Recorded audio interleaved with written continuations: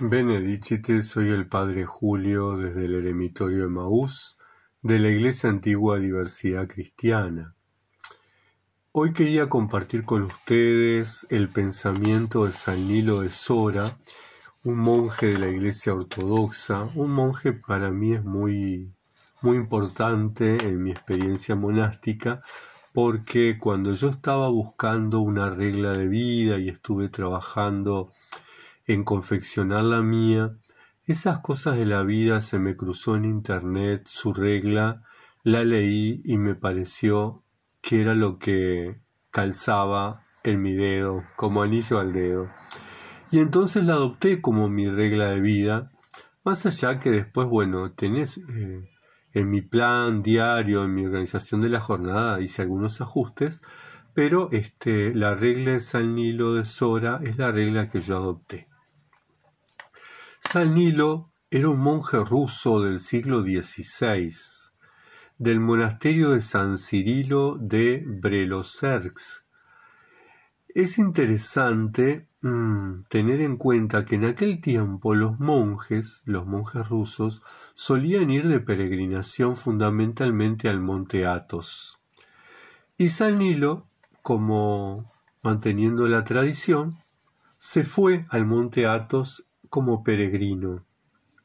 Allí se formó en la tradición esicasta y al regresar a su tierra natal deja el monasterio y se instala en las orillas del río Sora. Es allí donde, en búsqueda del silencio, de la soledad, de la esiquía, comienza a desarrollar la vida eremítica. A pesar de la resistencia que él puso a la recepción de los discípulos, se le fueron sumando candidatos, se le fueron sumando monjes que progresivamente fueron formando una hermandad al estilo de las del Monte Athos, es decir, no una comunidad monástica, sino un grupo, una hermandad, como llaman en el Monte Athos, al conjunto de monjes, ¿verdad?, que comparten parte de la oración y comparten parte del trabajo, pero no tienen ninguna estructura externa, no hay una estructura que les nuclee, que los organice. La regla monástica que confecciona San Nilo de Sora, entonces, tiene por principal preocupación facilitar a los principiantes, monjes que llegaban a él, el camino que lleva a Dios. Es el resultado de una lectura y vivencia de las enseñanzas de los padres esicastas.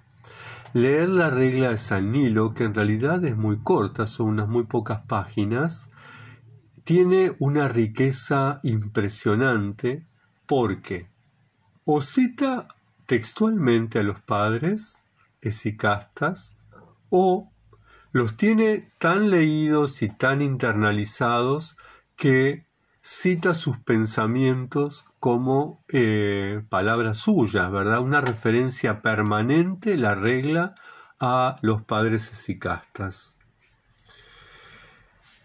Y entonces el prólogo de la regla tiene tres aspectos que me parece importante tener en cuenta a los efectos de los eremitas y las eremitas que practicamos la oración de Jesús y aquellas personas que se están iniciando en la vida eremítica y en la práctica de la oración de Jesús.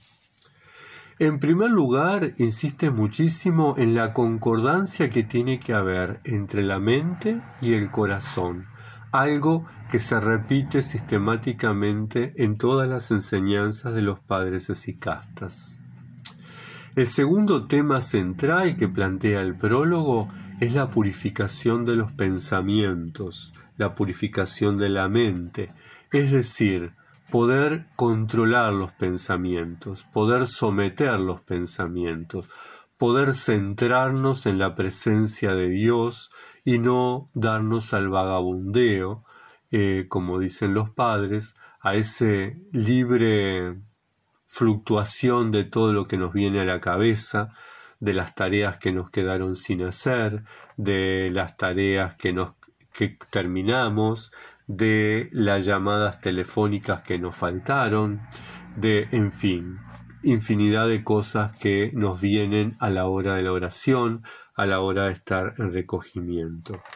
Entonces, la purificación de la mente, la purificación del intelecto. Y en tercer punto, el prólogo plantea como idea muy fuerte la presencia y la necesidad del padre espiritual. No puede haber un monje que no tenga un padre espiritual. ¿Por qué? Por dos razones. Primero, porque los monjes eremitas, la forma que tenemos de transmitirnos las enseñanzas y las vivencias es de maestro a discípulo, de padre a hijo. En segundo lugar, porque al no tener una comunidad, al no tener un cenobio, nuestra obediencia es al Padre espiritual, aquel que puede ser también el confesor. Cuando digo Padre espiritual no me refiero solo a la figura del varón, puede ser un padre espiritual, puede ser una madre espiritual. Yo tuve, esto entre paréntesis, en mi periodo previo al noviciado, tuve una madre espiritual, una monja benedictina, la hermana Susana, que me acompañó muchísimo, muchísimo en todo ese proceso de discernimiento, en todas las dudas y en todos los cuestionamientos que como postulante a uno le aparecen. Bien, pero ciertamente en el occidente es difícil encontrar un padre o una madre espiritual que nos acompañe en el proceso de la oración de Jesús. No es fácil. Entonces, dice San Nilo, que cuando no lo encontremos, pidamos al Espíritu Santo que sea el que nos guíe y pidamos al Espíritu Santo que nos envíe en algún momento un Padre espiritual, pero que mientras que no lo tengamos, Él supla esa asistencia. Bien. Es importante tener en cuenta, y lo vamos a ir viendo en 2 videos, tal vez 3, el desarrollo de la regla de San Nilo. En su capítulo primero plantea algunos aspectos bastante importantes.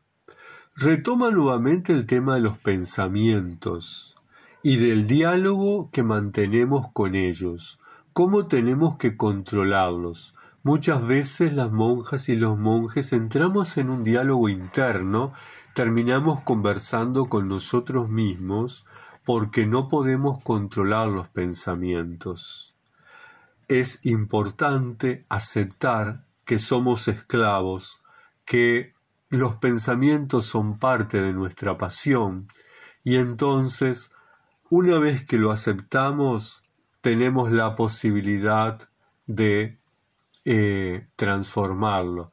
Decía San Agustín que lo que no se asume no se redime.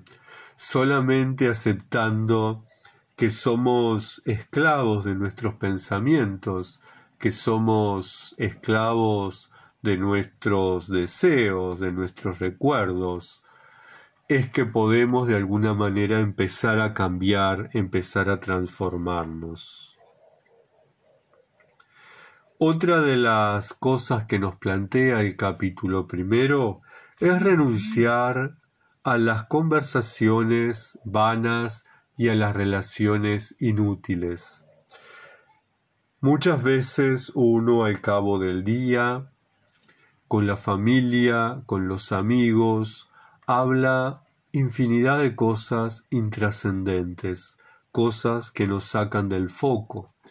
Esto no quiere decir que nos mantengamos en un silencio absoluto. El silencio no es exterior, el silencio tiene que ser interior, ¿verdad? Si yo tengo un silencio interior, por más ruido que haya en mi entorno, por más bochinche, yo voy a poder estar tranquilo, voy a poder estar en paz, voy a poder estar en comunión con Dios. Pero muchas veces entramos en conversaciones vanas que no llevan a ningún puerto, que nos sacan del centro de nuestra vida, que es estar y caminar en la presencia de Dios.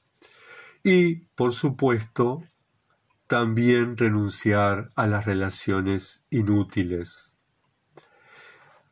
Muchas veces tenemos contactos, tenemos personas que no nos contribuyen en nada, que no nos ayudan en nuestro proceso de vida monástica, que no nos iluminan, que no nos aportan, que nos obstaculizan, que nos tiran, que nos atan.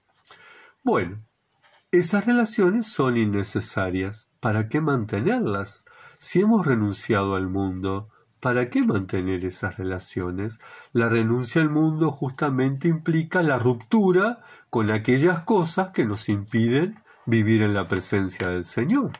Y, de alguna manera, cuidar, proteger, conservar aquellas cosas del mundo que nos ayudan a caminar y a estar en la presencia del Señor. Y finalmente, en el capítulo 1, plantea que la oración tiene que liberarse de los pensamientos, liberar a la mente de todos los pensamientos, liberar al corazón de las cosas que la mente piensa. O sea que cuando yo estoy en oración, tengo que estar centrado. Como dice San Benito en la regla, que nuestros labios concuerden con lo que dice nuestro corazón. Pero bueno, muchas veces nuestra oración no es con los labios, ¿verdad? Son palabras, pero son palabras que suenan en nuestro interior. De todas maneras, esas palabras tienen que coincidir, tienen que ajustarse a nuestro sentimiento y a nuestro pensamiento. Por lo tanto, para ir finalizando, cuando nosotros estamos en oración, según las recomendaciones de nuestro padre o de mi padre San Nilo de Sora, debemos estar realmente con nuestro pensamiento y con nuestros sentimientos en la presencia de Dios. Que cuando yo diga, Señor Jesucristo, ten piedad de mí, pecador, realmente esté pensando y esté sintiendo eso. Señor Jesucristo, ten piedad de mí, pecador. Señor Jesucristo, ten piedad de mí, pecador. Señor Jesucristo, ten piedad de mí, pecador. Hermanas, hermanos, que la Santísima Madre de Dios, San Nilo de Sora, los santos y santas monjes de las distintas denominaciones nos acompañen durante este tiempo, nos introduzcan en el misterio de la oración, que la oración de Jesús fluya en nuestro interior y nos ayuden a centrarnos, a que nuestro pensamiento y nuestros sentimientos oren con nuestros labios, con las palabras del Señor Jesucristo, ten piedad de mí, pecador. Tengan una bendecida semana.